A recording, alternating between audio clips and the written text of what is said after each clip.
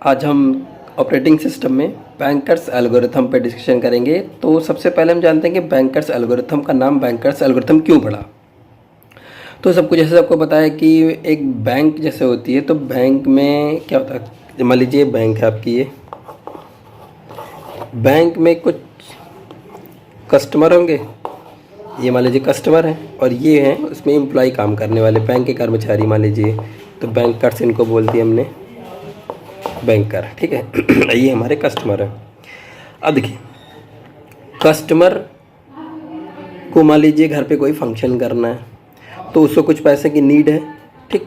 तो उसके पास पहले से भी कुछ अवेलेबल होगा, ऐसे थोड़ी ना कि बिल्कुल ज़ीरो है, उसके पास कुछ ना कुछ तो होगा ही। मान लीजिए उसको फंक्शन करने के लिए, फंक्शन पूरा कंप्लीट करने के लिए मान लीजिए उसको 50K की ज़रूरत है, 50,000 की ज़रूरत है, नीड है उसकी, ये टोटल मैक्सिमम इतना मिल जाए तो वो फंक्शन कर सकता है। और उसके पास पहले से अवेलेबल जो वैल्यू है, मतलब कुछ तो जो पहले के पास जो उसके पास रखा हुआ पैसा है, वो मान लीजिए 20K है। तो उसकी नीड कितनी, वो बैंक से मांगे कितना जाएगा, ऑब्वियस बात है 50 - 20 = 30K, ये बैंक के पास मांगने जाएगा, ठीक। अब बैंक वाला तभी इसको देगा अगर बैंक के पास अवेलेबल पैसा 30K या इससे ज़्यादा हो। अगर बैंक के पास अवेलेबल पैसा 30K से ज़्यादा होगा बैंक के पास, तभी बैंकर इसको लोन अलाउ करेगा, अदरवाइज़ नहीं करेगा। सेम प्रोसेस, सेम थिंग यहाँ पे हम बैंकर्स एल्गोरिथम पे अप्लाई करते हैं। चलिए देखते हैं कैसे। कस्टमर की जगह प्रोसेस है हमारे पास P1, P2, P3, P4, P5,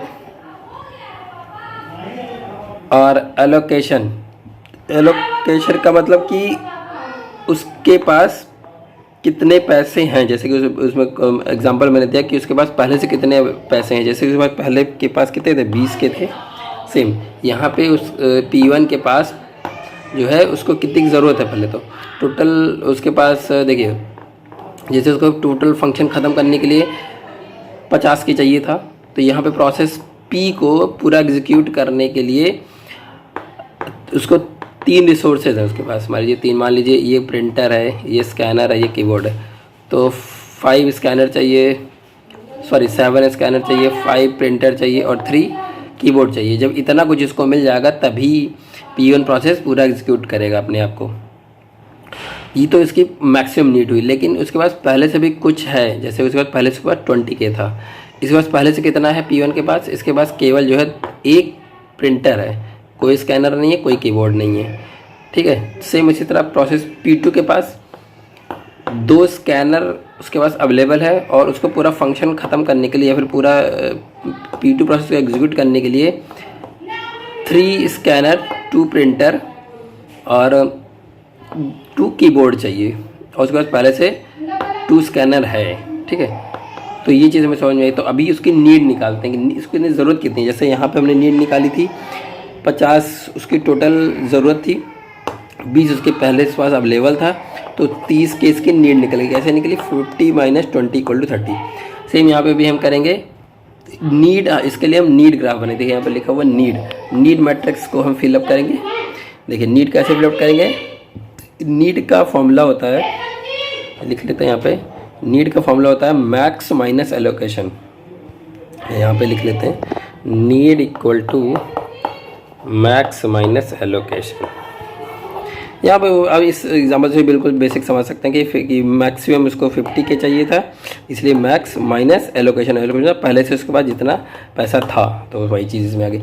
अब इसे माइनस करते हैं। मैक्स देखिए P1 के लिए बनाते हैं हम जो है नीड ग्राफ।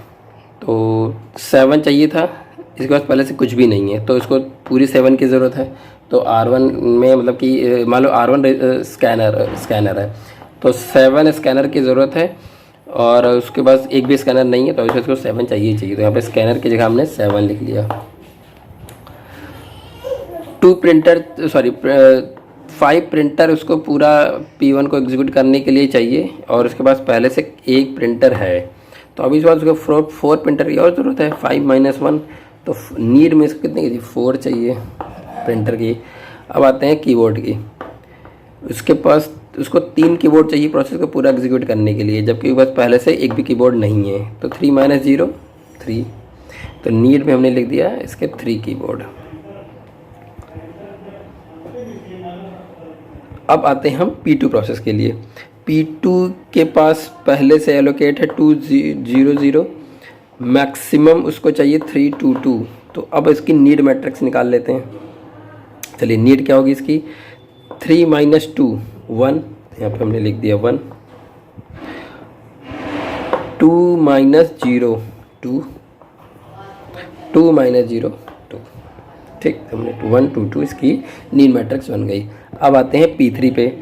P3 की ज़रूरत है 9, तो और उसके पास अवेलेबल है 3, तो 9 - 3 नीड में आ गया 6, 0 - 0 0, 2 - 2 0। चलिए, अब निकाल लेते हैं P4 की। 2 - 2 0, 2 - 1 1, और 2 - 1 1। लास्ट बचा P5 प्रोसेस, इसकी भी नीड निकाल लेते हैं। तो इसकी नीड निकली 4 - 0 4, 3 - 0 3, और 3 - 2 1। तो ये हमारी निकल गई नीड मैट्रिक्स। इसको हमने, इसका फॉर्मूला है क्या, सिंपल सा, मैक्स माइनस एलोकेशन। ठीक, अब ये तो हो गई। अब अवेलेबल मतलब बैंक के पास, ये बैंक के पास, जैसे उसके बाद बैंक के पास अगर 30K से ज़्यादा होगा तो वही ये 30K वाली वैल्यू को डिसाइड कर रहा है।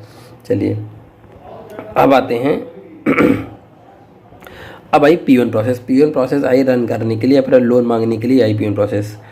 तो P1 प्रोसेस को ज़रूरत कितने की थी, देखिए 743, और बैंक के पास अवेलेबल कितना है, जैसे उसमें बैंक के पास, अगर जैसे एग्जाम्पल मैंने बताया था, अगर बैंक के पास उसको नीड थी 30K की, अगर बैंक के पास 30K या इससे ज़्यादा हो तभी तो दे पाएगा, अदरवाइज मना कर देगा। सेम वही बात, उसकी नीड है 743 की, बैंक के पास केवल 332 ही है, तो उसके बैंक के पास खुद ही कम है रिसोर्सेस, तो वो कैसे P1 को दे देगा, तो वो P1 को मना कर देता है। तो P1 अभी चली जाएगी वेटिंग स्टेट में।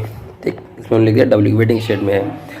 अब उसके बाद बारी आती है P2 की। P2 आया, P2 की नीड क्या है 122, और अवेलेबल कितना है 322। ऑब्वियस सी बात है कि इसके पास जितना इसको चाहिए उससे ज़्यादा इसके पास, भाई इसको P2 को रन करने के लिए चाहिए एक स्कैनर चाहिए, 3 स्कैनर बैंक के पास है, या फिर बोल सकते हैं कि सिस्टम के पास है। 2 प्रिंटर चाहिए, 3 प्रिंटर इसके पास हैं। 1 कीबोर्ड, 2 कीबोर्ड चाहिए, 2 कीबोर्ड है इसके पास। यानी कि जितनी इसकी ज़रूरत थी उसके ज़रूरत के अनुसार सिस्टम के पास सारे रिसोर्सेज अवेलेबल हैं। तो ये P2 को सारे रिसोर्सेज दे देगा। जब P2 को रिसोर्सेज दे देगा तो ऑब्वियस बात है P2 रन कर जाएगी, P2 रन कर जाएगी, रनिंग स्टेट में आ गई। तो इसका क्या बोल सकते हैं कि अगर अवेलेबल इज़ ग्रेटर देन और इक्वल टू नीड हो तब रन करेगा। अगर यस है तो यस बोल लेते, यस है, और अगर नो है तो वेटिंग स्टेट में चला जाएगा। ठीक, तो P2 हमारी रन कर गई। अच्छा, रन करने के बाद जब रन करके एंड कर देगी तो क्या करेगी वो, ऑब्वियस बात है, जब रन करके एंड कर देगी तो जो रिसोर्सेज उसने कैप्चर किए वो सबको फ्री कर देगी, बिल्कुल फ्री कर देगी। तो देखिए फ्री कर देगी, तो अभी जब फ्री कर देगी तो वो पैसा फिर से बैंक के पास आ जाएगा या फिर अवेलेबल रिसोर्स के पास आ जाएगा। तो अब नया, पहले अवेलेबल 332 था, नया अवेलेबल क्या बन जाएगा, पहले तो इतना था ही था, अब उसने जो फ्री किया, फ्री वाला इसमें ऐड हो जाएगा। भाई उसने काम ख़त्म कर दिया, काम ख़त्म करने के बाद उसने जो है जितना एलोकेट कर रखा था 200 से एलोकेट कर रखा था, इसको फ्री कर देगा। तो इसमें हम ऐड कर देंगे 200 प्लस किया, आ जाएगा 532। तो ये नया न्यू अवेलेबल हमारा बन गया। ठीक है, अब आते हैं हम, इसको लिखने की जरूरत नहीं, इसको हम अपने कहीं भी काउंट कर लेंगे। तो अब न्यू अवेलेबल हमारे पास 532, मतलब बैंक के पास अब इतना पैसा आ गया 532। नेक्स्ट आते हैं, अब आती है ये सबसे पहले रन हुई थी, इसे R1 लिख दिया हमने, रन की पहली process. P3 process I, P3 को नीड कितने की है 600, और बैंक के पास अवेलेबल है क्या, नहीं, बिल्कुल अवेलेबल नहीं है, क्योंकि इसको 6 स्कैनर चाहिए और बैंक के पास केवल 5 स्कैनर ही है। तो अब इस बात है, इसको फिर से मना कर देगा, ये भी वेटिंग में चली गई प्रोसेस। अब आई P4 पे। P4 गया, P4 की नीड क्या है 011, अवेलेबल कितना है बैंक के पास, ऑब्वियसली 532 ज़्यादा ही अवेलेबल है, तो इसको ये रिसोर्सेज दे देगा, रिसोर्स देगा तो P4 जो है रन कर जाएगी। R2 रन कर गई, रन करने के बाद जब रन उस पूरी तरह रन कर जाएगी तो रन करने के बाद वो क्या करेगी, रिसोर्सेज को फ्री कर देगी। कितने रिसोर्स फ्री करेगी, जितनी उसने एलोकेट कर रखे थे, कितने एलोकेट कर रखे थे 211, इसको फ्री कर देगा। तो पहले कितना था 532, इसमें से ऐड कर दिया 211, तो फाइनल क्या बन जाएगा 743, ये न्यू अवेलेबल बन जाएगा। ठीक है, अभी बैंक के पास इतना अवेलेबल हो गया। अब आएगी P5 प्रोसेस रन करने के लिए, तो उसकी नीड क्या है, हम देखा 431, और बैंक के पास अवेलेबल कितना है, अब इस बात है कि इससे ज़्यादा ही है भाई। 4 स्कैनर चाहिए, इसके पास 7 है। 3 प्रिंटर चाहिए, इसके पास 4 प्रिंटर है। 1 कीबोर्ड चाहिए, 3 कीबोर्ड, तो सारे प्रोसेस अवेलेबल हैं। तो क्या करेगा, available is greater than need है, जो कि फॉर्मूला मैंने बताया था, available is greater than need. तो अगर ऐसी कंडीशन है तो वो रन कर जाएगा, प्रोसेस रन कर जाएगा। तो रन करने के बाद वो क्या करेगा, P5 जितने भी रिसोर्सेज को एलोकेट किए हैं वो सबको फ्री कर देगा। एलोकेट इसने किसने को किया है, 002 को, तो जितना एलोकेट किया था इसने, रन करने के बाद इसको फ्री कर देगा। तो न्यू अवेलेबल क्या बन जाएगा, 002 ऐड कर देंगे इसमें, तो फाइनल क्या बन जाएगा 745। चलिए अभी लेकिन सारे प्रोसेस तो रन हो नहीं पाया, अभी 2 प्रोसेस वेटिंग में थी हमारी, देखिए इसीलिए हमने यहाँ पर W लिखा था।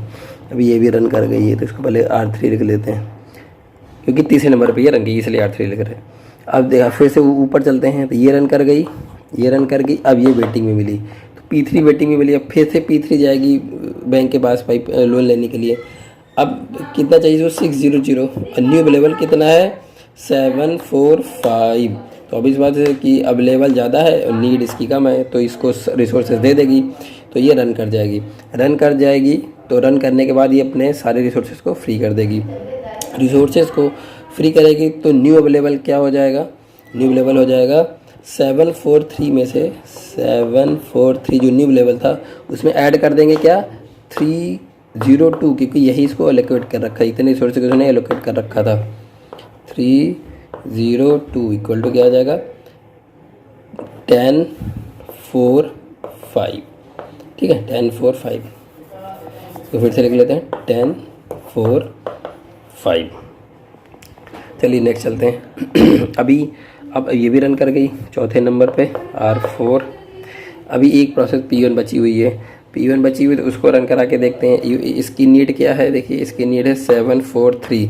बैंक के पास कितना अवेलेबल है 1045। ऑब्वियस बात है कि बैंक के पास ज़्यादा पैसा है, तो क्या करेगी वो, ऑब्वियस बात है उसको P1 प्रोसेस को दे देगी।